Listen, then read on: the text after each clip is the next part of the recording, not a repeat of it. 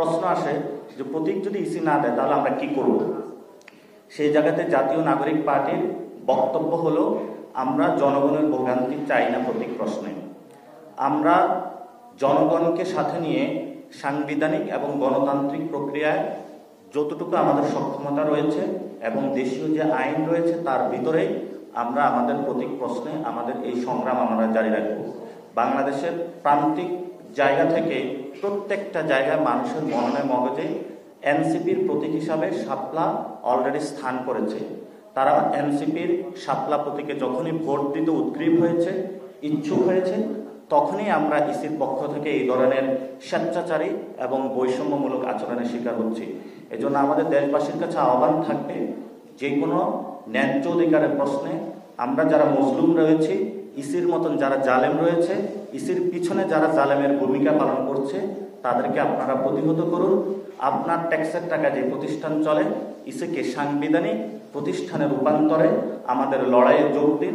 প্রতীক প্রশ্নে আমরা কোনো ছাড় দিব না এনসিপির পক্ষ থেকে, কারণ ইসি ব্যাখ্যা দিয়ে জনগণের সামনে তারপরেই তাদেরকে যেতে হবে।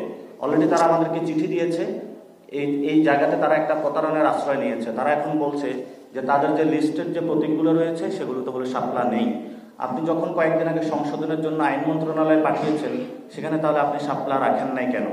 তারা প্রশ্ন করছে যে আমরা শাপলা রাখি নাই, বিভিন্ন প্রতিষ্ঠানে রয়েছে। সেই যুক্তিতর্কগুলো অলরেডি আপনাদের সামনে আমরা খণ্ডন করেছি। এখন আমরা কিছু প্রশ্ন নিব, আপনাদের এই প্রশ্নগুলোর মধ্যে আমরা আমাদের প্রেস মিটটা শেষ করব। আমরা আমাদের প্রথম যে চিঠিটা দিয়েছিলাম, সেখানে পরবর্তীতে চিঠিতে আমরা সংশোধন করেছি। আমাদের প্রথম হলো শাপলা, তারপরে সাদা শাপলা, তারপরে লাল শাপলা, এবং ওই চিঠিটাই বলবৎ রয়েছে। ওই চিঠিটা তারা এখন আমাদের উত্তর দেয় নাই। উত্তর না দিয়ে আমাদেরকে আরেকটা চিঠি ইস্যু করেছে, যেটা একটা স্বেচ্ছাচারী সিদ্ধান্ত। তাদেরকে প্রথমে ওই চিঠিটার উত্তর হলো আমাদেরকে দিতে হবে। আর আমরা শাপলা পেতে কোনো আইনি বাধাও দেখছি না, কোনো রীতিনীতির বহির্ভূত কোনো কাজও দেখছি না। ইসি বরঞ্চ এখানে একটি স্বৈরাচারীমূলক এবং বৈষম্যমূলক আচরণ করছে। তাদেরকে এই আচরণ পরিহার করে আমাদের জাতীয় ফল হলো কাঁঠাল। এই কাঁঠাল কিন্তু জাতীয় পার্টির প্রতীক হিসাবে রয়েছে। আমরা তাদের সকল যুক্তিতর্ক খণ্ডন করেছি। পরিশেষে তারা মিডিয়ার সামনে একটি বক্তব্য দিয়েছে যে ইলেকশন কমিশন ব্যাখ্যা দিতে পারবে না। আপনি যদি ব্যাখ্যা দিতে না পারেন, তাহলে ইলেকশনাল কমিশনার হিসাবে আপনার ওই চেয়ারে থাকার কোনো বৈধতা নাই, আপনাকে অতি দ্রুতই পদত্যাগ করতে হবে।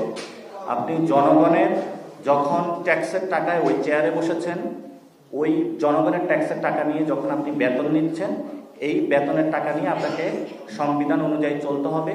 দেশের যে আইন রীতিনীতি রয়েছে সেটা অনুযায়ী চলতে হবে।